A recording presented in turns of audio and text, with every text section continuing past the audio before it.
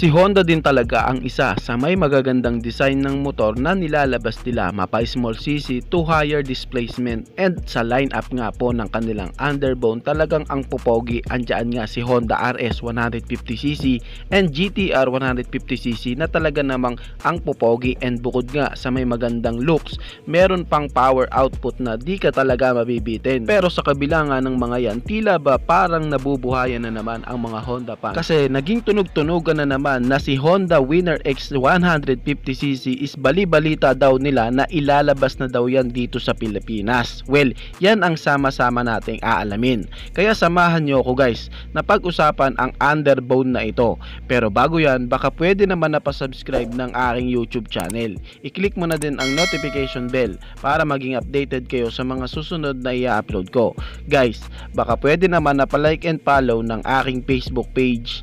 Nasa description po ang link. Kaya make sure guys na tapusin nyo ang video na ito para malaman nyo ang information may kinalaman sa motorcycle na ito.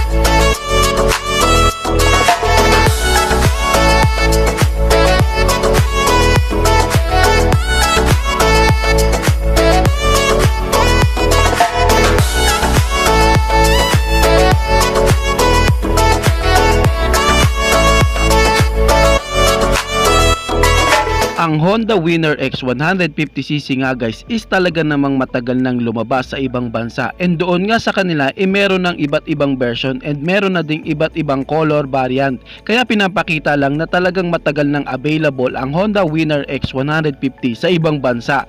Pero dito sa atin hindi pa din talaga nilalabas yung tipong yung inaakala mong motor na di ilalabas dito sa atin naandito na, tapos yung ine-expect mo na motor na ilalabas dito sa atin wala pa din. Katulad na lang sa senaryo ni B-Strom 250cc ni Suzuki at Honda CB 150X.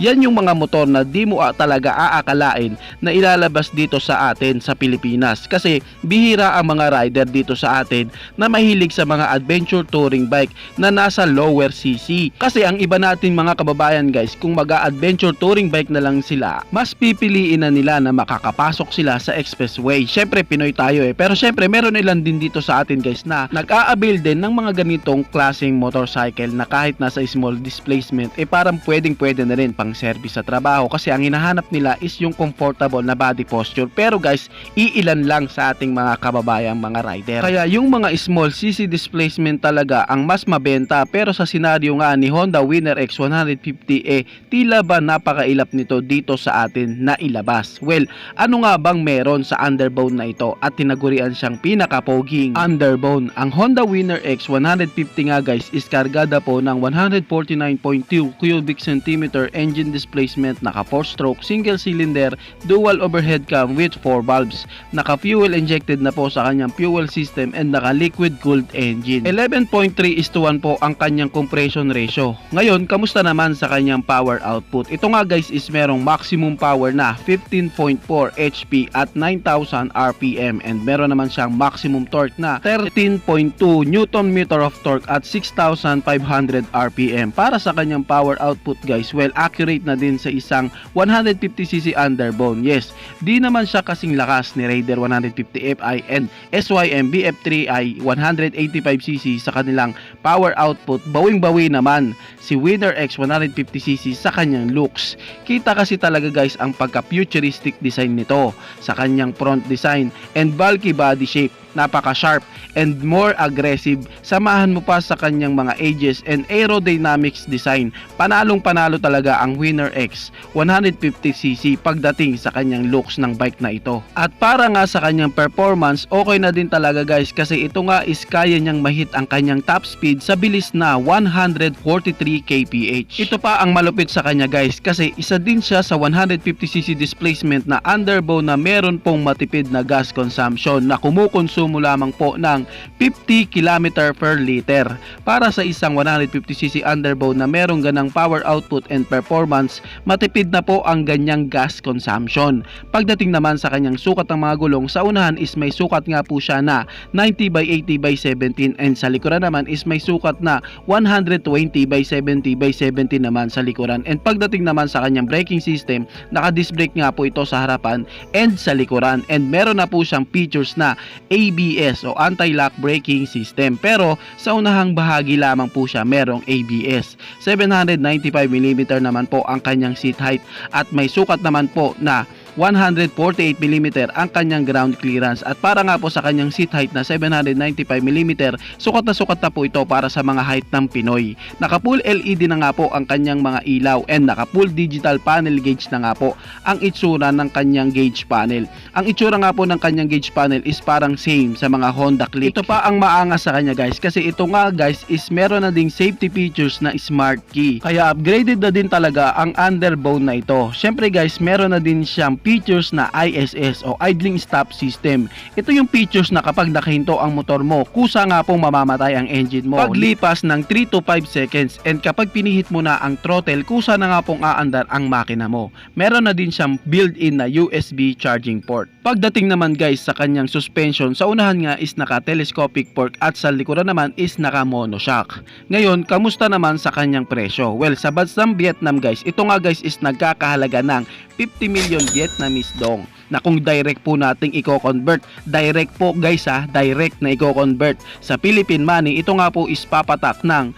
117,000 pesos. Well, direct conversion pa lang yan guys. Asahan natin na may kaukulang dagdag pa yan pag ilalabas na yan dito sa Pilipinas. Well, ang tanong, ilalabas ba yan sa Pilipinas? Kung titignan guys, si Honda is meron ng Honda RS 150cc and GTR 150cc. Tapos si Honda RS 150 is meron nga pong presyo na naglalaro ng 96,000 to 97,000 pesos. Tapos si GTR 150cc naman is may presyo na 104,000 pesos. Ngayon, para kay Winner X, kung direct convert pa lang pumalo na ng 117,000 pesos. Syempre, pagdating dito sa atin may dagdag pa yan, baka masyadong mahal na siya. Kaya yun din ang tinitingnan ni Honda, kasi di kasi pwede na dahil lang sa madaming nag-aabang, kaya basta-basta na lang nilang ilalabas ang kanilang produkto sa isang bansa. Syempre, pinag-aaralan nila yan kung bebenta ba o hindi, at yan ang aantayin natin. Kaya kung may update pandungkol dito guys,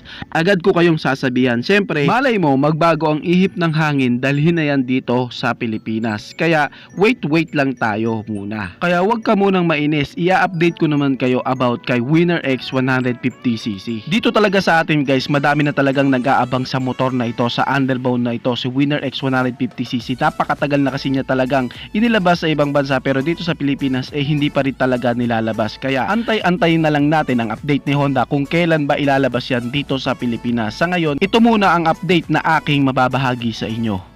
Kayo guys, ano ang masasabi nyo sa motor na ito? Paki-comment naman ang inyong reaksyon. Maraming salamat po. Bago matapos ang video na to guys, baka pwede naman na pahingin ng isang like mula sa inyo bilang pagsuporta sa ating munting video. Maraming salamat po. So pwede mo na rin i-share para din malaman ng iba nating mga ka-rider.